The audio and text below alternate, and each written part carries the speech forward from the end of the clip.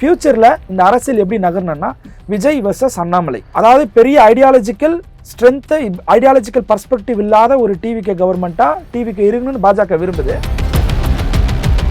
Gen Z category இளைஞர்களுக்கு தமிழ் தேசியம் அப்படின்னா திமுக எதிர்ப்பு, பெரியார் எதிர்ப்பு, திராவிட எதிர்ப்பு, கருணாநிதி எதிர்ப்பு, இப்படிதான் சுருக்கிட்டாங்க. அப்போ தமிழ் தேசியம், உண்மையான தமிழ் தேசியத்துடைய எதிரி யார் அப்படின்னா டிவிகே சொல்லக்கூடிய முக்கியமான பாயிண்ட் என்னன்னா, எங்க கூட்டத்துக்கு வந்தவங்க எங்களால இறக்கல, இதுல இறந்தவங்க எல்லாருமே ஸ்டேட்டுடைய நெக்லிஜென்ஸ் இருக்கு, போலீஸுடைய கவனக்குறைவு இருக்குன்னு சொல்றாங்க. இப்போ ஒருவேளை போலீஸுடைய கவனக்குறைவு இருக்குதுன்றது தீர்ப்புல ரிஃப்ளெக்ட் ஆச்சுன்னா, கரூர் இன்சிடென்ட்டுக்கு யார் காரணம்? விஜய். எதனால காரணம்? தாமதமாக வந்தார். என்ன தாமதம்? போலீஸ் சொல்லியும் அவர் உள்ள போனார். இதெல்லாம் அவர் பண்ண வைலேஷன்ஸ் எஃப்ஐஆர்ல ரிஃப்ளெக்ட் ஆகணுமா ஆகக்கூடாதா? லாஜிக்கான கொஸ்டின்ஸ். அப்போ விஜய் அவர்கள் பேரையும் ஆதவர்ஜன் அவர்கள் பேரையும் ஏன் எஃப்ஐஆர்ல சேர்க்கல? விசிகா நடத்தக்கூடிய இந்த மாநாட்டுக்கு 2 அப்ஜெக்டிவ். ஒன்று, மாநில சுயாட்சியை நாங்கள் வலியுறுத்துறோம்.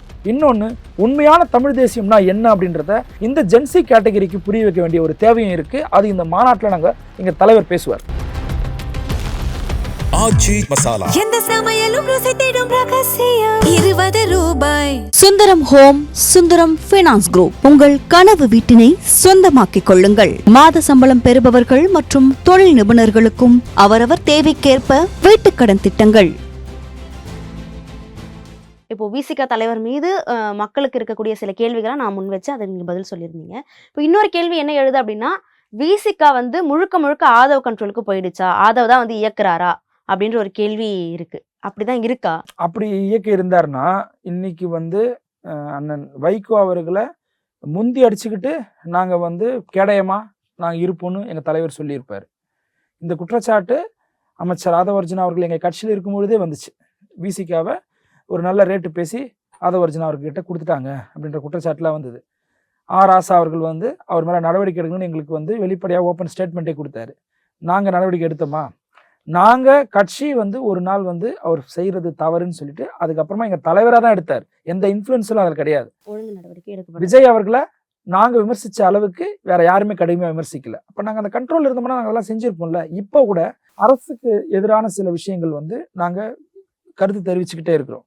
இதெல்லாம் நாங்கள் அவங்களுடைய சப்ஸ்டிடியூட் பார்ட்டியாக மாறி இருந்தோம்னா நாங்கள் இதெல்லாம் தெரிவிச்சே இருக்க மாட்டோம்.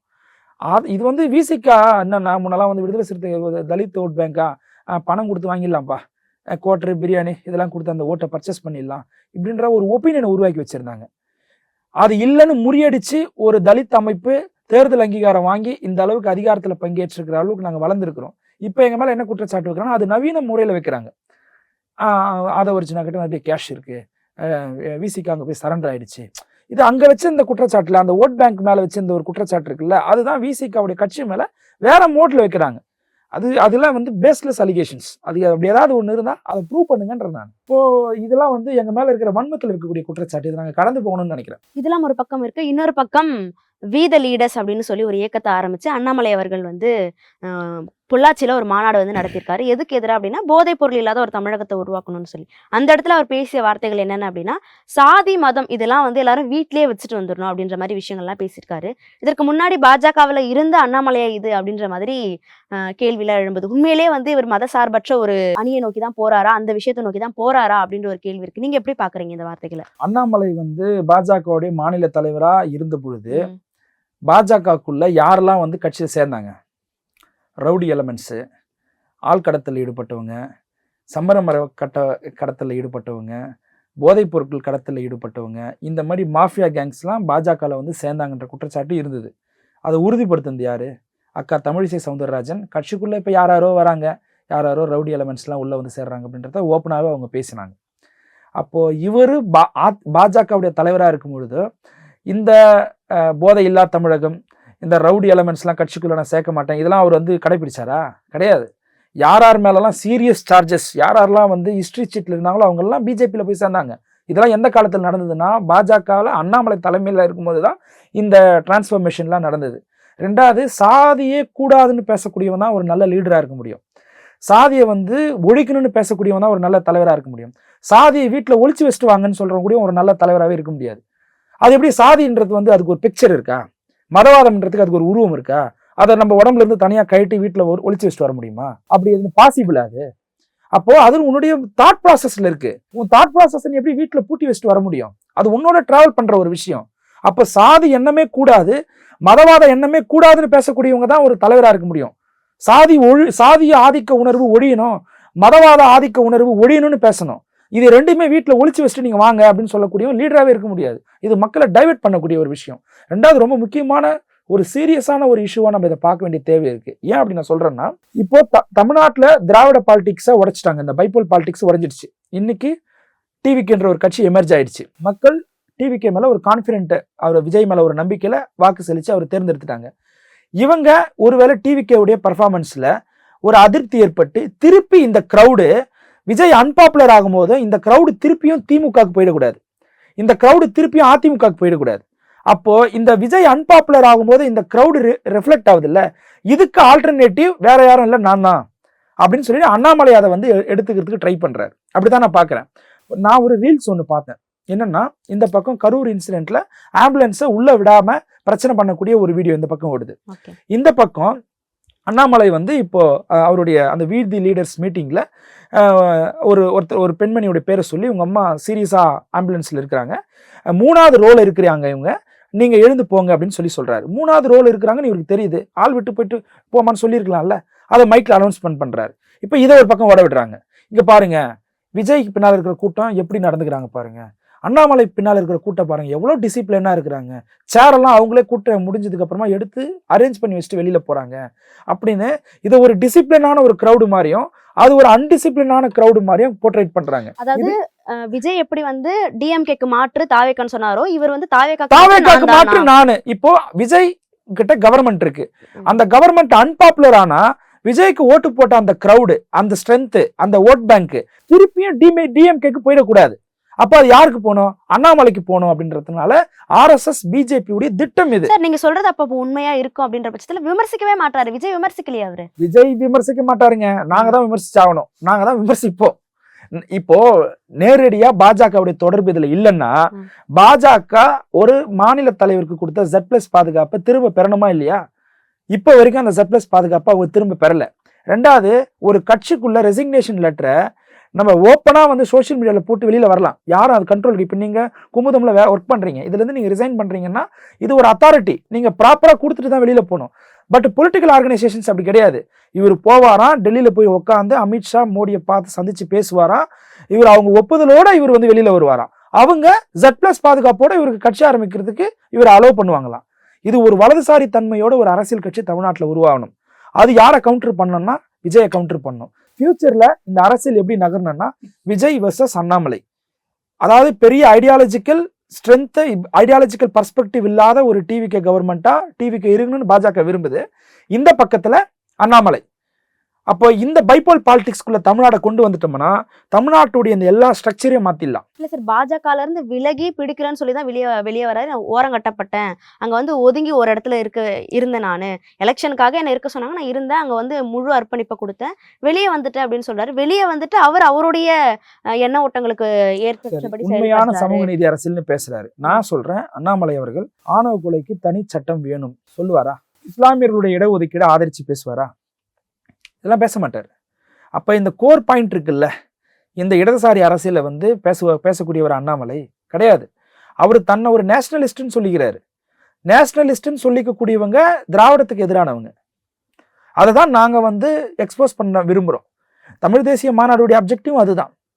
அப்போ அண்ணாமலை என்றவர் வந்து இங்க டிவிகே கவர்மெண்ட் அன்பாப்புலர் ஆனா அந்த கிரௌடு திரும்பியும் திமுக அதிமுகவுக்கு போயிடக்கூடாது, என் பக்கம் வரணுன்றதுக்காக உருவாக்கப்பட்ட ஒரு RSS பொம்மை, ஒரு பாஜகவால் உருவாக்கப்பட்ட ஒரு நபர். அவர் என்னைக்குமே தமிழ்நாட்டுடைய மாநில உரிமை, தமிழ்நாட்டுடைய திராவிட அந்த கல்ச்சருக்கு ரிலேட்டடா பேசவே மாட்டார்.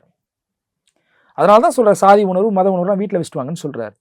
எங்கேயுமே பேச மாட்டார். நான் சொன்ன இந்த 2 விஷயம் அவரை நான் அண்ணாமலை தலைவரை ஏத்துக்கிறேன். நாளைக்கு அவர் அறிக்கை விடணும், ஆணவ கொலை தடுப்பு சட்டத்துக்கு தனி சட்டம் தமிழ்நாடு கவர்மெண்ட் கொண்டு வரணும், இது ஆதரிச்சு பேச சொல்லுங்க. இஸ்லாமியர்களுடைய இடஒதுக்கீடு ஆதரிச்சு பேச சொல்லுங்க. 69% இடஒதுக்கீடு ஆதரிச்சு பேச சொல்லுங்க. பெரியார் ஆதரிச்சு பேச சொல்லுங்க. நான் ஒத்துக்கிறேன். இடதுசாரி அரசியல் எந்த தன்மையோட இயங்குமோ அந்த தன்மையோட இயங்கக்கூடிய கட்சி அவர் இருக்க சொல்லுங்க, நம்ம ஆதரிப்போம். அப்படி கிடையாது. அவர் பாஜகவால் இறக்கப்பட்ட ஒரு நபர். அது இந்த இடத்துல யார் ரொம்ப கூடுதல் கவனத்தோடு இருக்கணும்னா திமுக கூடுதல் கவனத்தோடு இருக்கணும். திருப்பியும் இந்த மீடியா வந்து விஜய் வெர்சஸ் அண்ணாமலைன்னு போர்ட்ரேட் பண்றதுக்கு ட்ரை பண்ணுவாங்க. அதுக்கான ஸ்பேஸை நம்ம கொடுக்கக்கூடாது. ஓகே, இந்த நிலையில அரசியல் களம் வந்து ரொம்ப பரபரப்பா போயிட்டு இருக்கு. ஒரு பெரும் குற்றச்சாட்டே வந்து விசிக தலைவர் திருமாவளவன் மீது மாற்றி மாற்றி பேசுறாரு, தடுமாறுறாரு அப்படின்ற பல குற்றச்சாட்டுகள் வந்துட்டு இருக்க இந்த சூழ்நிலையில தமிழ் தேசிய மாநாடு ஆகஸ்ட் 17ஆம் தேதி வைக்கிறதுக்கான தேவை என்ன இருக்கு? முதல்ல விடுதலை சிறுத்தைகள் கட்சி தமிழ் தேசியம் அப்படிங்கிறத அப்ரோச் பண்ற விதமே டிஃப்ரெண்ட். இப்போ 2 விதமா நம்ம பார்க்கலாம். ஒன்று, நேஷனாலிட்டி பேஸ்டு தமிழ் தேசியம். நேஷனாலிட்டி பேஸ்டு தமிழ் தேசியம் தான் தலைவர் பிரபாகரன் அவர்கள் பேசியது. அவர் கிளியரா யாரை தன்னுடைய எதிரியா பிக்சர் பண்ணார்னா சிங்கள பௌத்த பேரினவாதத்தை தனக்கு எதிராக நிறுத்தினார். அப்போ அது நேஷனாலிட்டி பேஸ்டு தமிழ் தேசியம், தனி நாடுன்னு உருவாக்குறது. இந்தியாவுக்குள்ள பேசக்கூடிய தமிழ் தேசியம் கான்ஸ்டிடியூஷனல் பேஸ்டு தமிழ் தேசியம். இதுன்றது வந்து என்ன வடிவத்தில் இருக்குன்னா மாநில சுயாட்சியை பேசக்கூடிய ஒரு தமிழ் தேசியம். ஸ்டேட்டுக்குன்னு இருக்கக்கூடிய சாவரிங் அத்தாரிட்டிக்குள்ள யூனியன் கவர்மெண்ட் இன்டர்ஃபியர் ஆகக்கூடாது அப்படின்னு சொல்லக்கூடிய ஒரு தமிழ் தேசியத்தை தான் நாங்கள் விடுசிக்கா வந்து பேசுகிறோம், முன்மொழிகிறோம். இதை பேச வேண்டிய தேவை இப்போ ஏன் ஏற்பட்டிருக்கு அப்படின்னா, தமிழ் தேசியம் அப்படின்னாலே ஜென்சி கேட்டகரி இளைஞர்களுக்கு, அடுத்த ஜென்ரேஷனுக்கு எப்படி சொல்லப்பட்டிருக்குன்னா, தமிழ் தேசியம் அப்படின்னா அதை வந்து திமுக எதிர்ப்பு, பெரியார் எதிர்ப்பு, திராவிட எதிர்ப்பு, கருணாநிதி எதிர்ப்பு, இப்படி தான் வந்து சுருக்கிட்டாங்க. அப்போ தமிழ் தேசியம், உண்மையான தமிழ் தேசியத்துடைய எதிரி யார் அப்படின்னா தெலுங்கு தேசியம் கிடையாது. உண்மையான தமிழ் தேசியத்துடைய எதிரி யாருன்னா இந்தி தேசியம், இந்து தேசியம், வலதுசாரி தன்மையோடு இயங்கக்கூடிய பாஜக, RSS, வடவர் ஆதிக்கம், இதுதான் தமிழ் தேசியத்துக்கு எதிரானது. இதை வந்து மக்கள் கிட்ட தெளிவுபடுத்த வேண்டிய ஒரு தேவை இருக்கு, காலத்தின் கட்டாயம் இருக்கு. இது எல்லாமே பண்ணவர் யாருன்னா அண்ணன் பெருமதிப்பிற்குரிய சீமான் அவர்கள். தமிழ் தேசியத்துக்கு வேற ஒரு கான்டெக்ட் கொடுத்து, வேற ஒரு மீனிங் கொடுத்து, அதை மீனிங்லெஸ்ஸா மாத்தின பெருமை யாருக்கு சேரும்னா சீமான் அவர்களுக்கு தான் சேரும். அவர் தான் வந்து தமிழ் தேசியத்தை திராவிடத்துக்கு எதிராகவும், திமுகக்கு எதிராகவும், பெரியாருக்கு எதிராகவும் இப்படி வந்து திசை மாற்றினார். ஆனா உண்மையான தமிழ் தேசியம் அவர் எங்கேயுமே வந்து இந்திய ஆதிக்கத்தை எதிர்த்திருக்க மாட்டார், நேஷனாலிட்டியுடைய ஆதிக்கத்தை எதிர்த்திருக்க மாட்டார். பாஜக, RSS, யாரு தமிழ் தேசியத்துக்கு நேர் எதிரியானவங்க? RSS, BJP. ஆனா அவங்க மேடையிலேயே போயிட்டு இவர் வந்து பங்கேற்பார். அப்போ இதை வந்து புரிய வைக்க வேண்டிய தேவை இப்பொழுது ஏற்பட்டிருக்கு. அதனுடைய ஒரு முயற்சி தான் விடுதலை சிறுத்தைகள் நடத்தக்கூடிய இந்த மாநாடு. இப்போ விசிகா நடத்தக்கூடிய இந்த மாநாட்டுக்கு 2 அப்ஜெக்டிவ். ஒன்று, மாநில சுயாட்சியை நாங்கள் வலியுறுத்துகிறோம். இன்னொன்று, உண்மையான தமிழ் தேசியம்னா என்ன அப்படின்றத இந்த ஜென்சி கேட்டகரிக்கு புரிய வைக்க வேண்டிய ஒரு தேவையும் இருக்குது. அது இந்த மாநாட்டில் எங்கள் தலைவர் பேசுவார். அப்போ அது ஒரு விழிப்புணர்வு ஏற்படுத்த வேண்டிய தேவை இப்போது ஏற்பட்டிருக்கு. அதுக்காக தான் இந்த முன்னெடுப்பு. தமிழ் தேசியம் அப்படின்னாலே அதை நம்மளுடைய நெய்பர் ஸ்டேட்டுடைய லாங்குவேஜுக்கு எதிராக தான் நம்ம பார்க்க வேண்டியதாக சுருக்கிடுறாங்க. தெலுங்கர்களுக்கு எதிராக அப்படின்னு பார்க்க, அப்படி கிடையாது. தெலுங்கரா வந்து தமிழை வந்து அழிக்க முடியும். நீங்கள் நேஷ்னல் எஜுகேஷன் பாலிசியில் தெலுங்கு கட்டாயமாக எல்லாரும் படிக்கணுன்றாங்களா, இந்திய கட்டாயம் எல்லாரும் படிக்கணுன்றாங்களா? அப்போ அது எந்த வடிவத்திலேருந்து வருது? அப்போ ஹிந்தி தான் நம்மளுக்கு எதிரி, இந்துத்துவா தான் நம்மளுக்கு எதிரி, இந்திய தேசியம் தான் நம்மளுக்கு எதிரி, பாஜக, RSS தான் அதுக்கு எதிரி, வடவர் ஆதிக்கம் தான் நம்மளுக்கு எதிரி. அப்போ தமிழ் தேசியத்துக்கு இவர்கள் தான் எதிரி அப்படின்றத புரிய வைக்க வேண்டிய தேவை இப்போது ஏற்பட்டிருக்கு. அதான் எங்கள் தலைவர் முன்னெடுத்திருக்காரு. நாங்கள் நடத்தின பல மாநாடு மீனிங்லெஸ்ஸாக இருக்காது. மாநில மாநாடு அப்படின்லாம் நாங்கள் நடத்த மாட்டோம். அதுக்கு ஒரு கருப்பொருள் இருக்கும், அதுக்கான ஒரு சமூக தேவை ஏற்பட்டிருக்கும். அதை முன்னிறுத்தி தான் நாங்கள் இந்த மாநாடை ஏற்படுத்தியிருக்கிறோம். தமிழ் தேசியம்னா தமிழ் தேசியத்திற்காக மட்டும் கிடையாது. இது இந்தியாவில் இருக்கக்கூடிய பல மாநிலங்கள், பல மொழிகள் இப்போ பேர் ஆபத்தை சந்திச்சுட்டு இருக்கு. அந்த மாநிலத்துடைய மொழிகள்லாம் அழிஞ்சிட்டு வருது. ஒடிசாலெல்லாம் வந்து இந்திய ஆதிக்கம் உள்ள வந்துருச்சு. அந்த அந்த குஜராத்துக்கு வந்து அந்த ஸ்டேட்டுக்கான மதர் டங் வந்து ஹிந்தி கிடையாது, ஆனால் அங்கே ஹிந்தி தான் பேசுகிறாங்க. அப்போ எங்கெல்லாம் ஹிந்தி ஆதிக்கம் அதிகமாக இருக்கோ அங்கெல்லாம் வளர்ச்சி குறைஞ்சிருக்கு, இந்துத்துவ அரசியல் மேலோங்கி இருக்கு. இது தமிழ்நாட்டில் ஏற்படக்கூடாதுன்னா what is the real meaning of Tamil தேசியம்ன்றத சொல்ல வேண்டிய தேவை விசிகாக்கு இருக்கு. ஏன்னா நாங்கள் தமிழ் தேசியத்தை ஒரு அடிப்படை கொள்கையாக வச்சு இயங்கக்கூடிய ஒரு கட்சி. எல்லாருமே ராஜீவ்காந்தியுடைய படுகொலைக்கு பிறகு தமிழ் தேசிய ஆதரவு அரசியலை கைவிட்டாங்க. அதை கையில் எடுத்த ஒரே கட்சி விடுதலை சிறுத்தைகள். ஏன்னா அப்போ ஈழத்தமிழர் பிரச்சனை, ராஜீவ்காந்தியுடைய அசாசினேஷன், இதோட தொடர்பு படுத்தி எந்த அரசியல் கட்சியுமே தமிழ்நாட்டில் ஈழத்தமிழர் ஆதரவு நிலைப்பாட்டை எடுக்கல.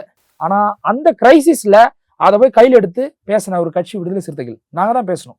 இப்போ விடுதலை சிறுத்தைகள் கட்சிக்கு இது ஒன்றும் புதுசு கிடையாது. எங்கள் கட்சி ஆரம்பிக்கும் பொழுதே பேஸ் ஐடியாலஜி தமிழ் தேசியம். அதை முன்னிறுத்தி தான் இப்போ நாங்கள் இந்த மாநாடு கண்டெக்ட் பண்ணி நடத்த இருக்கிறோம்.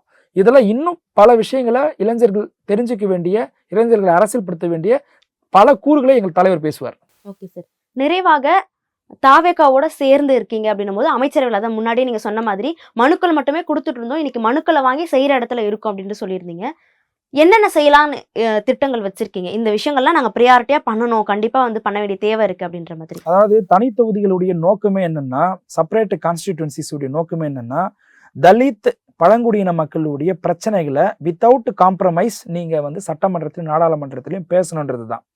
அந்த மக்களுடைய பிரதான பிரச்சனையா இருக்கக்கூடியது இன்னைக்கு ஆணவ கொலை தடுப்பு சட்டத்திற்கு தனி சட்டம் வேணும்னு நம்ம கேட்கிறோம். இதை திமுக, அதிமுக, காங்கிரஸ், பாஜக இருந்து தேர்ந்தெடுக்கப்பட்ட தனி தொகுதியிலிருந்து வந்து தேர்ந்தெடுக்கப்பட்ட எந்த எம்எல்ஏஸும் பேசல. ஏன்னா நான் தலித்துடைய ஓட்டு வந்துடாது நம்மளுக்கு அப்படின்ற ஒரு உளவியல் இருந்து அவங்க யாருமே இதை அழுத்தம் கொடுக்கல. ஆனா விடுதலை சிறுத்தைகள் கட்சி நாங்க அதை எடுத்து பேசுறோம். பஞ்சமி நல மீட்பு, இதை விடுதலை சிறுத்தைகள் கட்சி நாங்க டச் பண்ணியிருக்கிறோம். அப்போ இது போல எங்களுடைய நீண்ட நாள் கோரிக்கையா எங்களுடைய முக்கியமான அப்ஜெக்டிவா இருக்கக்கூடிய பல விஷயங்களை நாங்க பட்டியலிட்டு தொடர்ந்து அதுக்கான வலியுறுத்திட்டு வரோம். அது நிறைவேறும்னு நம்புறோம். அதுக்கான அழுத்தத்தை விடுதலை சிறுத்தைகள் கட்சியும் எங்களுடைய அமைச்சரும் எங்க தலைவரும் கொடுப்பாருன்னு நாங்க நம்புறோம். இப்போ இன்னொரு பக்கம் கரூர்ல இறந்து போன அந்த குடும்பத்துல இருக்கிற நபர்களுக்கு கிட்டத்தட்ட 41 பேர் இறந்திருந்த நிலையில 31 நபர்களுடைய வீட்டுல இருக்கிறவங்களுக்கு வந்து அரசு வேலை கொடுத்திருக்காங்க. ஏற்கனவே டிஎன்பிசிக்கு வந்து நிறைய பேர் படிச்சுட்டு இருக்காங்க, இரவு பகல் தூக்கம் இல்லாம. இந்த நிலையில விஜய் அவர்கள் வந்து இறந்து போனவங்களுக்கு கொடுத்ததுக்கு வந்து அவருக்கு வந்து கில்ட் ஆயிடுச்சு, அவருக்கு வந்து இந்த விஷயத்த வந்து திசை திருப்பணும் அப்படின்றதுக்காக பண்ணிட்டு இருக்காரு. இது வந்து சரியான போக்கே இல்ல அப்படின்ற ஒரு விமர்சனம் இருக்கு. நீங்க எப்படி பாக்குறீங்க இந்த விஷயத்த? இது ரொம்ப லீகலா ஒரு பொலிட்டிக்கல் பர்ஸ்பெக்டிவ்ல இருந்து இதை அப்ரோச் பண்ண வேண்டிய தேவை கிடையாது.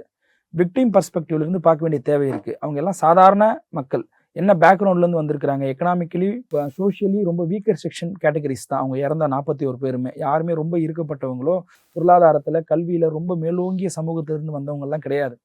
இப்போ இந்த தருணத்துல ஒரு அரசு அவங்கள வந்து பேர் பண்ண வேண்டிய தேவை இருக்கு. ஒரு உயிருக்குமே இங்க ஸ்டேட் தான் ரெஸ்பான்சிபிள். சொசைட்டியில் இருக்கக்கூடிய ஒவ்வொரு உயிருக்குமே ஸ்டேட் தான் ரெஸ்பான்சிபிள். அந்த உயிர் ஆக்சிடென்ட்ல நடக்குது, இல்லை ஏதாவது கலவரத்தில் நடக்குது, இல்லை ஏதாவது அன்நேச்சுரல் டெத் நடக்குதுன்னா அதுக்கு ஸ்டேட் தான் ரெஸ்பான்சிபிள் எடுத்துக்கணும். ஸோ அந்த விக்டிம் பர்ஸ்பெக்டிவ்ல இருந்து நாங்கள் இதை அப்ரோச் பண்றோம். விசிக்கு அப்ரோச் பண்றது இந்த பார்வையில் இருந்து தான். அதே போல இதுக்கு ஒரு செக்ஸ் அண்ட் பேலன்ஸா கோர்ட் வச்சிருக்கிறாங்க. It is not a permanent. எந்த நேரத்திலையும் அரசு இதை திரும்ப பெறலாம். அது வந்து அந்த சுப்ரீம் கோர்ட்டுடைய உத்தரவுக்கு உட்பட்டது. கரூர் உடைய கேஸ் என்கொயரி, அது வரக்கூடிய கன்க்ளூஷன், அது சம்பந்தமா கோர்ட் எடுக்கக்கூடிய முடிவுக்கு உட்பட்டது தான் இது. அதனால இதை பத்தி நம்ம அதிக பேச வேண்டிய தேவை கிடையாது. இந்த நேரத்தில் ஒரு உயிரை இழந்திருக்கிறாங்க. அந்த குடும்பம் வந்து ஒரு சஃபரிங்ல இருக்கு. அது யாரால ஏற்பட்டது, எதனால ஏற்பட்டதுன்றத கோர்ட் டிசைட் பண்ணட்டும். ஒருவேளை ஸ்டேட்டுடைய நெக்லிஜென்ஸ் இருக்குன்னு சொல்லி உத்தரவு வருதுன்னு வச்சுக்கேன், ரெட்ரோஸ்பெக்டிவ் எஃபெக்ட்ல நீங்க இந்த வேலை வாய்ப்பு அவங்களுக்கு கொடுக்க முடியுமா? முடியாது. ஒருவேளை ஸ்டேட் இதுக்கு பொறுப்பு கிடையாது, கிரிமினல் நெக்லிஜென்ஸ் வந்து விஜய் மேல ஃபிக்ஸ் பண்ணாங்கன்னா மேபி இப்போ கொடுத்த இந்த அப்பாயின்மெண்ட் மேபி கொஸ்டினபிள் ஆகும்.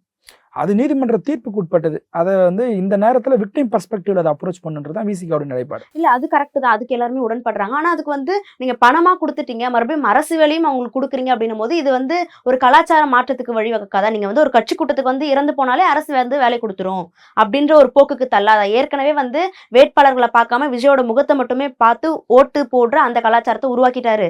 இப்ப அவருடைய கட்சி கூட்டத்துக்கு வந்து இறந்து போயிட்டா அங்கேயும் வந்து அரசு வேலை கொடுத்துருவாங்க. அதுல என்னன்னா டிவிகே சொல்லக்கூடிய முக்கியமான பாயிண்ட் என்னன்னா, எங்க கூட்டத்துக்கு வந்தவங்க எங்களால இறக்கல. இதுல வந்து இறந்தவங்க வந்து எல்லாருமே ஸ்டேட்டுடைய நெக்லிஜென்ஸ் இருக்கு, போலீஸுடைய கவனக்குறைவு இருக்குன்னு சொல்றாங்க. அப்போ ஒருவேளை போலீஸுடைய கவனக்குறைவு இருக்குதுன்றது வந்து தீர்ப்புல ரிஃப்ளெக்ட் ஆச்சுன்னா அது ஸ்டேட் தான் ரெஸ்பான்சிபிலிட்டி எடுத்துக்கணும். அவங்களுக்கு இந்த வேலை கொடுப்பதுல நியாயம் இருக்கு. அப்போ அந்த தீர்ப்பு வந்ததுக்கு அப்புறமா அது 1 வருஷமோ 2 வருஷமோ 5 வருஷமோ ஆகும். இந்த 5 வருஷம் அவங்க சஃபர் ஆகாம இருக்கிறதுக்காக தான் இப்ப இந்த வேலையை கொடுத்துருக்காங்க. ஒருவேளை இதுல நெக்லிஜென்ஸ் விஜய் மேல வந்துருச்சுன்னா மேபி இது வந்து இந்த கொடுத்த எல்லாமே கொஸ்டினபிள் ஆகும். நான் என்ன கேள்வி கேட்கறேன்னா, கரூர் இன்சிடென்ட்ல யாருடைய தவறுனால அந்த விபத்து ஏற்பட்டுச்சு? இதான அடிப்படை கேள்வி. இதுல கடந்த ஆட்சியில இருந்தவங்க அதிகாரிகள் என்ன குற்றச்சாட்டு வச்சாங்க? விஜய் தாமதமாக வந்தார், விஜய் எங்க சொல் பேச்சை கேட்காத உள்ள போனார். அப்போ கிரிமினல் நெக்லிஜென்ஸ் வந்து விஜய் மேலதான் சொல்றாங்க. பட் இது எதுல ரிஃப்ளெக்ட் ஆகணும்? எஃப்ஐஆர்ல ரிஃப்ளெக்ட் ஆயிருக்கணும். ஆதவ் அர்ஜுனா அவர்கள் மேலேயும் விஜய் மேலே எஃப்ஐஆர்ல அவங்க பேரே கிடையாது. அப்போ இது எவ்வளவு பெரிய லீகல் மிஸ்டேக்கு. இதை நீங்க அந்த இடத்துல பண்ணி வச்சுட்டு இப்ப வேலை கொடுக்காதீங்கன்னு சொன்னா அப்ப அவங்க சொல்ற குற்றச்சாட்டுக்கு ஒரு பிரைமரி ஃபீஸ் கிடைச்சிடுதா, கிரவுண்டு கிடைச்சிடுதா? அப்ப நீங்க அவங்கள லீகலா அவங்க மேல இருக்கிற அந்த சார்ஜை ஃபிக்ஸ் பண்ணிருந்தீங்கன்னா இப்ப நீங்க சொல்ற எல்லா விஷயமும் நியாயமானதா தெரியும். இப்ப அவங்க ஒரு குற்றச்சாட்டு வைக்கிறாங்க, நீங்க ஒரு குற்றச்சாட்டு வைக்கிறாங்க. Matter is bending before supreme கோர்ட்டுக்கு மானிட்டருக்கு ஒரு ஜட்ஜ், ரிட்டையர்ட் ஜட்ஜ் அதை கண்காணிக்கிறாரு. சிபிஐ முன்னாடி என்கொயரி பெண்டிங்ல இருக்கு. கன்க்ளூஷன் வரட்டும். அப்போ அதுக்கு முன்னாடி இருந்த அரசு அவங்களுடைய பெயரை சேர்க்க தவறுனதுனால இந்த விஷயம் நடந்தது. அது மிகப்பெரிய லீகல் மிஸ்டேக். நீங்க இன்னைக்கும் திமுக இருக்கிறவங்க எல்லாருமே என்ன காரணம் சொல்றாங்க? கரூர் இன்சிடென்ட்டுக்கு யார் காரணம்? விஜய். எதனால காரணம்? தாமதமாக வந்தார். என்ன தாமதம்? போலீஸ் சொல்லியும் அவர் உள்ள போனார். இதெல்லாம் அவர் பண்ண வயலேஷன்ஸ் வந்து எஃப்ஐஆர்ல ரிஃப்ளெக்ட் ஆகணுமா ஆகக்கூடாதா? லாஜிக்கான கொஸ்டின்ஸ். அப்போ விஜய் அவர்கள் பேரையும் ஆதவர்ஜன் அவர்கள் பேரையும் ஏன் எஃப்ஐஆர்ல சேர்க்கல? அப்போ சேர்க்கலன்னா அவங்கள பார்த்து பயந்தீங்களா? விஜய் என்ன வந்து ஒரு பெரிய எக்ஸ் மினிஸ்டரா, சீஃப் மினிஸ்டரா இருந்தவரா, பெரிய பொலிட்டிக்கல் பேக்ரவுண்ட் இருந்ததா? அன்னைக்கு அவர் ஒரு சினிமா ஒரு பாப்புலரான ஹீரோ, அவ்வளவுதான். அப்போ ஏன் அவரை சேர்க்கலன்ற ஒரு கேள்வி நியாயமா வருமா இல்லையா? அப்போ இப்போ இந்த இடத்துலதான் வந்து அவங்க ஒரு கவுண்டர் பண்றாங்க. ஸ்டேட்டுடைய நெக்லிஜென்ஸ் இருக்குன்னு சொல்ல வராங்க. இது சிபிஐ என்கொயரி முடிவு பண்ணட்டும். ஒருவேளை ஸ்டேட் நெக்லிஜென்ஸ் இருக்குன்னு சிபிஐ சொல்லிட்டா என்ன பண்ணுவீங்க? அப்ப இந்த 41 பேரோட உயிருக்கு காவல்துறை பொறுப்பேற்கிற மாதிரி வருது இல்ல? காவல்துறைன்றது யாரு? ஸ்டேட் சம்பந்தப்பட்டது. அப்ப ஸ்டேட்டுடைய மிஸ்டேக்னால தான் அவங்க இறந்தாங்கன்னா வேலை கொடுக்கணுமா இல்லையா? அப்ப அதே மாதிரி இப்போ பாமக தலைவரா இருக்கக்கூடிய அன்புமணி ராமதாஸும் ஒரு விஷயத்த சொல்றாரு.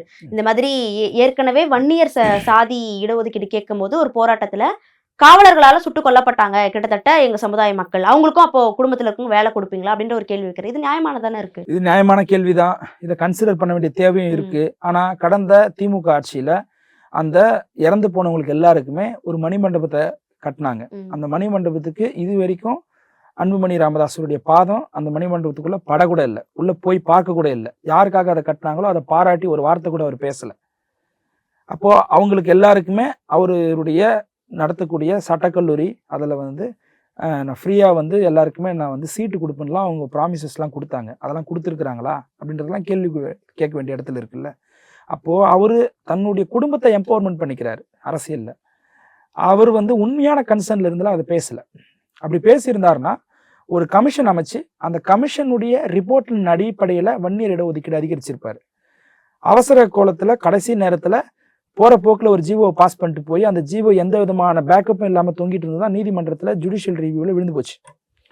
அப்போ உண்மையான ஓபிசியுடைய எம்பிசியுடைய எம்பவர்மெண்ட்டுக்கான ஒரு லீடர் அன்புமணி ராமதாஸ் கிடையாது. அவர் வைக்கக்கூடிய அந்த கோரிக்கையில் நியாயம் இருக்குது. அதை விசிக்க நாங்களும் வந்து வழிமொழிகிறோம். அவங்களுக்கு வந்து வேலை கொடுங்க அப்படின்ட்டு சொல்றதுலாம் நியாயமான கேள்விதான். ஆனா அதை சொல்லக்கூடிய நபர் அதுக்கான தகுதியானவரா நான் பார்க்கல. ஓகே சார், நிறைய விஷயங்கள் குறித்து பேசிட்டோம். தமிழ்நாட்டு அரசியல் எப்படி போயிட்டு இருக்கு, உங்க மீதான விமர்சனத்துக்கு என்னென்ன பதில் சொல்ல வரீங்க அப்படின்னு நிறைய பேசியிருந்தீங்க. தொடர்ந்து பேசுவோம் சார். நேரத்துக்கு நன்றி. கனவுகளை கொண்டாட, திறமைகளை வெளிக்காட்ட ஸ்நேகிதி ஆஹா கொண்டாட்டம் 2026 விழுப்புரம் மக்களுக்காக சிங்கிங், டான்சிங், மெஹந்தி மற்றும் பல போட்டிகள் ஜூலை 19 ஞாயிறு காலை 9 மணி முதல் மாலை 5:30 மணி வரை தவறாமல் கலந்து கொள்ளுங்கள். ஆச்சி மசாலா, எந்த சமையலும் ருசி தேடும் ரகசியம் 20 ரூபாய். Sundaram home, Sundaram finance group உங்கள் கனவு வீட்டினை சொந்தமாக்கிக் கொள்ளுங்கள். மாத சம்பளம் பெறுபவர்கள் மற்றும் தொழில் நிபுணர்களுக்கும் அவரவர் தேவைக்கேற்ப வீட்டுக்கடன் திட்டங்கள். திருச்சி சிநேகிதிகளே, சிநேகிதி பெருமையுடன் நடத்தும் சந்திப்போம் சிந்திப்போம். வாழ்க்கை தடைகளை கடப்பதற்கு உங்களுக்கு உதவ ஒரு நிஜ சிநேகிதியாய் வந்து உங்கள் கரம் பற்றிக் கொள்ள காத்திருக்கிறாள் உங்கள் குமுதம் சிநேகிதி. இடம் ஸ்ரீமதி இந்திரா காந்தி கல்லூரி. நாள் 18/7/2026. நேரம் காலை 9:30 மணி முதல் 1:30 மணி வரை.